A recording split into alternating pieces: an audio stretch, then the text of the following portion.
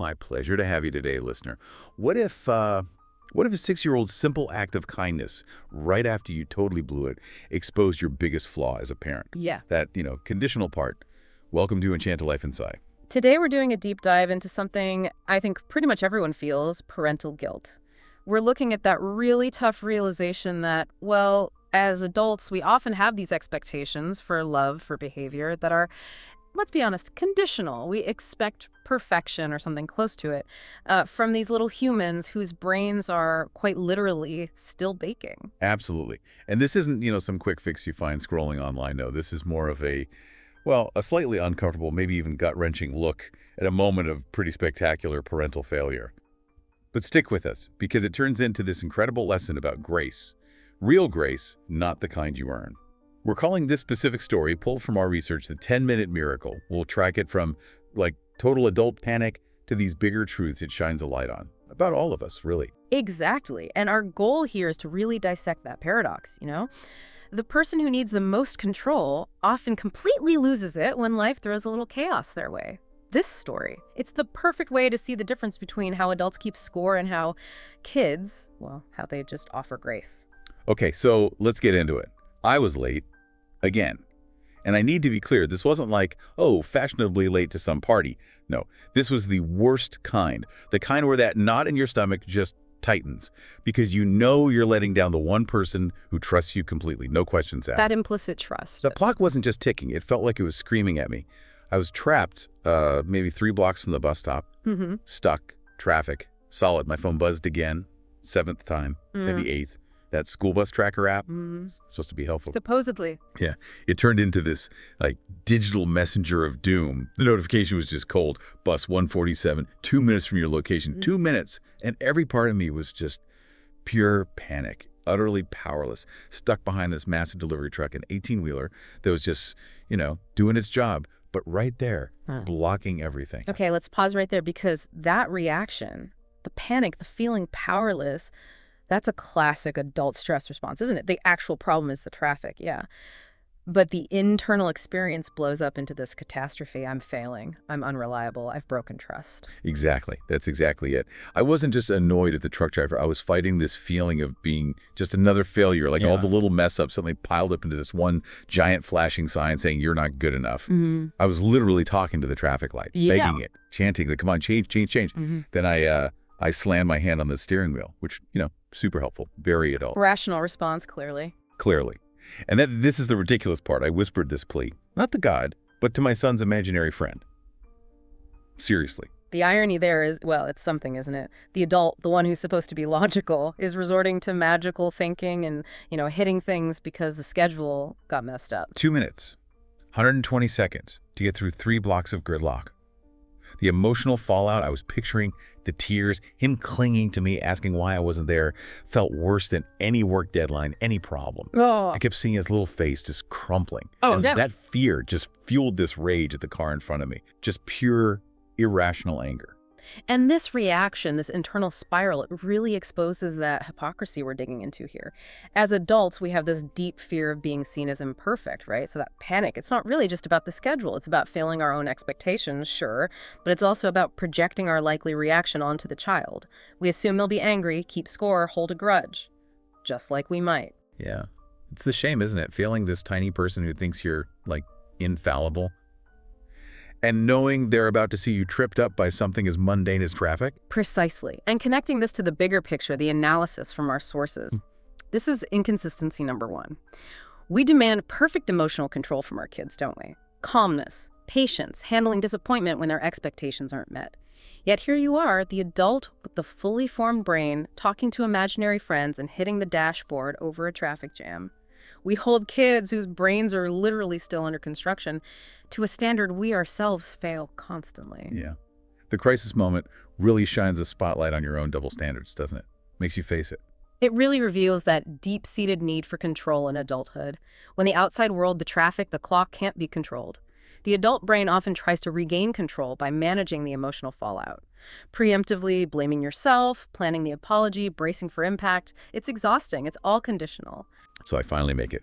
Screech into the driveway, probably broke a couple minor traffic rules, get in there. I burst through the door, heart just hammering away, ready with the apology speech of a lifetime. Over the top, detailed, heartfelt. I was braced for the storm, the tears that you promised, the whole guilt trip I knew I deserved. I came in like a SWAT team member breaching a room, threw my bag down, yelled, Finny, I am so sorry. And the reality, it was like hitting an emotional wall. It just stopped me cold. The catastrophe I'd rehearsed, it just wasn't there. What you found was quiet, non-judgment. Tell us what you saw. He was in the living room, sitting on the floor, cross-legged with his grandpa.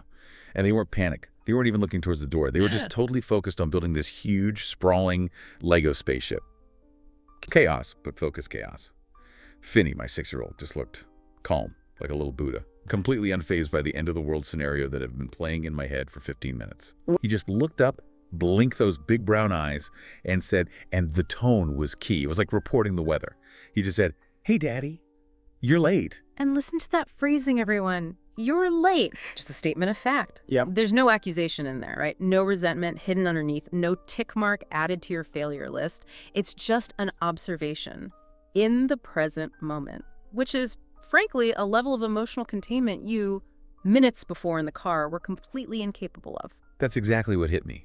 The lack of drama was almost louder than screaming would have been. I sort of collapsed onto the couch, trying to launch into my explanation that the traffic, the truck, the near voicemail, the whole narrative of my failure. Yeah. And he just cut me off really matter-of-factly to explain the very simple solution that had happened entirely outside my panic bubble. He'd already moved on, focused on what did happen, not the problem. Exactly. He just explained that Monica, our neighbor, saw him standing there alone and, well, brought him inside. Simple. He'd just been building Legos with Grandpa since then. For him, it was a total non-issue. And then came the line that just completely undid me. Not with sadness, but this wave of guilt that felt totally unearned but overwhelming. He looked up at me, those eyes again, not asking for an explanation, not demanding anything, offering empathy. He asked so quietly, almost a whisper, Daddy busy with work. And that is the moment, the role reversal. Right there. The child's first thought isn't poor me or you failed me. It's empathy for you. He's instinctively framing your failure not as something personal against him, but as a result of an external pressure work, traffic, something understandable. He's trying to soothe your stress, not dwell on his own minor inconvenience. He's giving you the benefit of the doubt grace instantly, the kind of grace you probably wouldn't have given him in reverse. I mumbled, yeah, I got stuck. Still kind of reeling, I asked him, weren't you scared or angry? And his answer was just devastatingly simple. Shook his head. Nope. Monica said you'd come when you could. Traffic is stupid, right? Right. Problem identified, traffic. Solution accepted. Monica, moving on. And then the final gesture. The ultimate, it's okay. He yelled out this little blue Lego piece. Already knew where it went. Help me build this, Daddy. It's a spaceship that can go to Mars. That blue Lego piece. That's the 10-minute miracle, right there. And this is the core of it. Why kids forgive faster than parents ever do. From a developmental standpoint, think about it. Kids measure love in presence, in connection. Now, not in keeping score or tracking reliability stats. They don't tend to catalog past failures the way adults do. Their brains, especially the executive function parts, aren't wired for that kind of long-term scorekeeping or worrying about the future yet. Yeah. My hands were literally still shaky from the adrenaline and the guilt. His little fingers, steady, just building something joyful, even if it looked weird. And that contrast says everything. The roles are completely flipped. When a child hits a setback, what do they usually seek? Connection, attachment, right away. That Lego piece wasn't just a toy. It was an invitation. Come back to the present moment with me. Let's reconnect. Now, then Russ. He processed the blip, the lateness, accepted the fix, Monica, Grandpa, and immediately went back to his main priority. Being with you, now that you were there. While my adult brain was still replaying the failure tape, dissecting what went wrong, probably already thinking about how to make it up to him, he just handed me a brick. That's the difference, that prefrontal cortex, the part doing impulse control, planning, self-criticism, social scorekeeping, it's still under heavy construction in a 6-year-old, so they operate closer to the now. Accept, adapt, re-engage, the adult. We get consumed by the narrative, the judgment, the guilt. In that moment, your son was the Zen master, teaching you grace, just by living it. It's kind of painful, isn't it? Realizing our kids, without all the complex mental machinery we have, are often emotionally wiser, more regulated. It's a huge critique of our adult brains, really. We get so tangled up in ego and performance, we forget about simple connection. So I took the blue Lego piece, started clicking it onto this frankly, bizarre-looking spaceship. And as I was sitting there building, the realization hit me. And it wasn't gentle. It felt like, well, the source calls it a bitter sledgehammer to the ego. And that feels about right. Powerful, painful, deeply uncomfortable. My son had just gone through the exact same scenario. Broken promise, responsibility lapse, expectation failed that I used to justify yelling at him. Probably, yeah, about 47 times this year sounds accurate. And this is where that satirical edge gets really sharp, where the complete logical disconnect of conditional parenting just smacks you in the face. The double standard, how we treat adult mistakes versus kid mistakes. Let's unpack this, listener, because I guarantee you've lived this. We all have. Yeah, it requires looking inward. Think about these contrasts, okay? They're super relatable. Your kid's still clumsy, attention span like a gnat, sometimes spills milk. Dinner table, what happens? You sigh, maybe raise your voice, be more careful, right? You demand perfect foresight, the lesson they learn, clumsiness, parental disapproval, lost peace.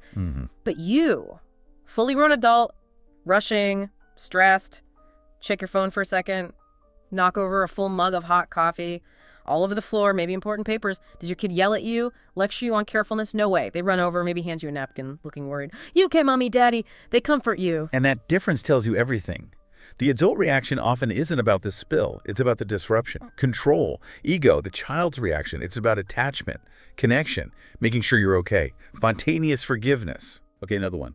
Your kid, exhausted after school, meltdown potential high, forgets to brush their teeth. Just once, you give them the look. You know the one. Heavy sigh, implied judgment, failure, basic hygiene failure. The weight of disapproval? Right.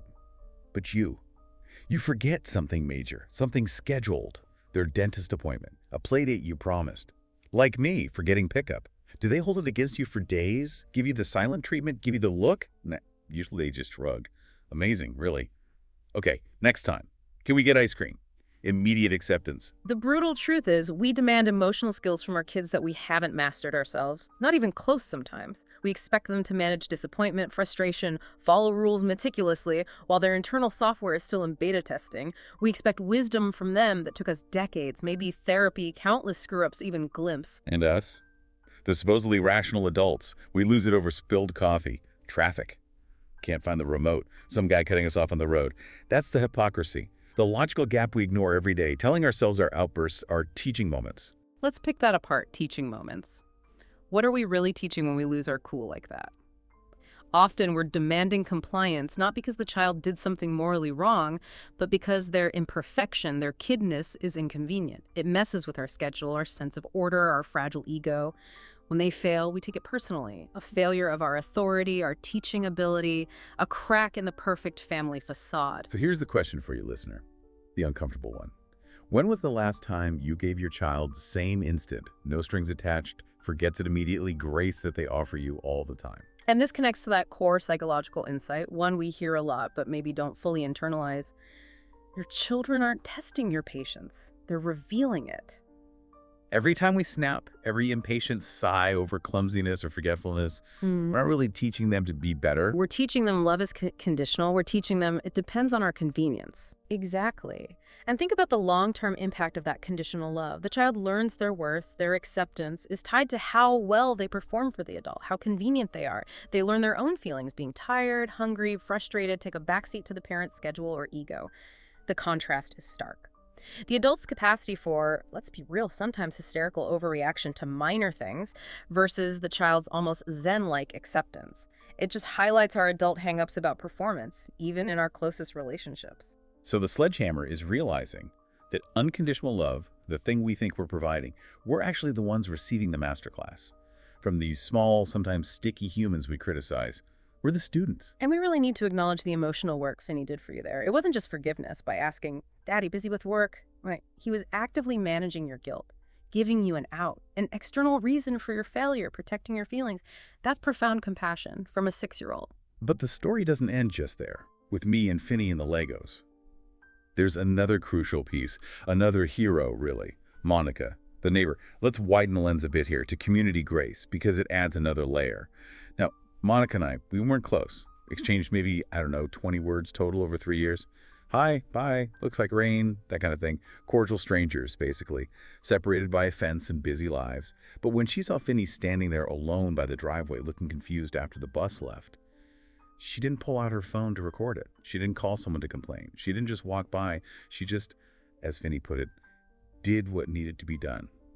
She brought him inside, gave him a cookie, sat him by the window, and just waited with him until Grandpa got home. Yeah. Simple. Human.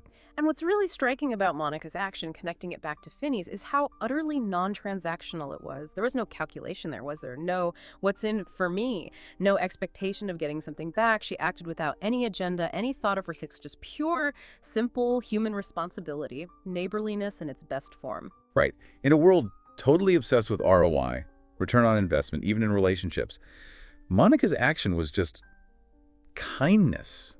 Helpfulness. Think about the contrast. Business deals where every favor is weighed, even sometimes friends who might gossip or judge before actually helping.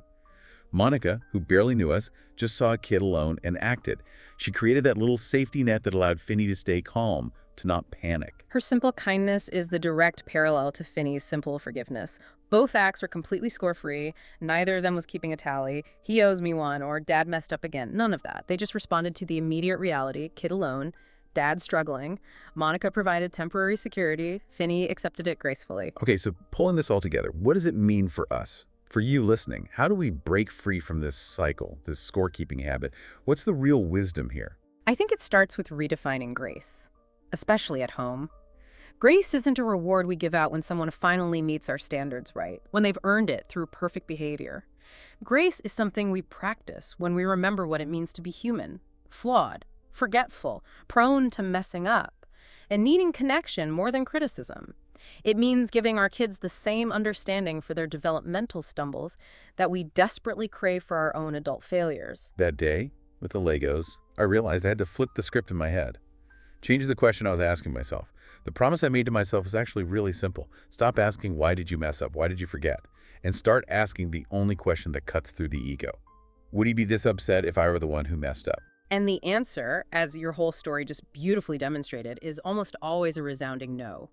He wouldn't keep score. He'd offer a solution. He'd offer comfort. He'd hand you a cookie or maybe, a blue Lego piece, an invitation back.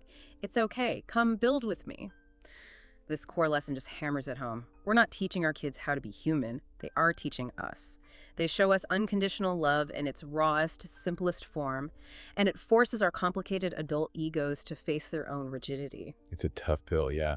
Realizing the biggest lessons in empathy often come from the smallest teachers, ones we're supposed to be guiding. But it's also freeing, isn't it? It takes the pressure off trying to enforce perfection. It lets us focus on what actually matters. Connection, not compliance. #tag outro. So I sat there and finished building that Lego spaceship with Finney. And yeah, it was wobbly. Definitely not NASA approved. Looked nothing like anything that could actually reach Mars. But you know what? It was perfect because it was built in presence, not perfect timing. The 10 minutes I wasted being frantic, he spent being calm, creative. The hour after that, building together. That was connection, not me groveling for forgiveness. That's the 10-minute miracle, I think. It reminds us, love doesn't keep scorecards. It values showing up, re-engaging right away, no conditions attached. So here's the challenge for you today, listener. Try this.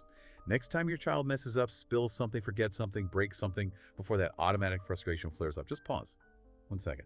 Ask yourself that question. Would he be this upset if I did this? And just try to offer the same grace they probably offer you. We really want to hear what you think about this role reversal. Why do you think kids forgive faster than parents? Is it just brain development? Something else? Why are adults such? Determined scorekeepers. Let us know in the comments below. Seriously, your thoughts help us all understand this better, and it really helps the channel grow. And hey, don't forget to follow or subscribe to Enchanted Life Inside so you catch the next deep dive. We're always looking for these hidden lessons in everyday stuff. I look forward to seeing you again soon, exploring more of these ordinary things that happen every day, but are, well, very much worth thinking about. We're all building spaceships out of broken pieces. The least we can do is hand each other the right colored Legos. Love doesn't keep score. Share this with someone who needs that reminder today. My name's Eli, Eli. Thanks, everyone. See you next time.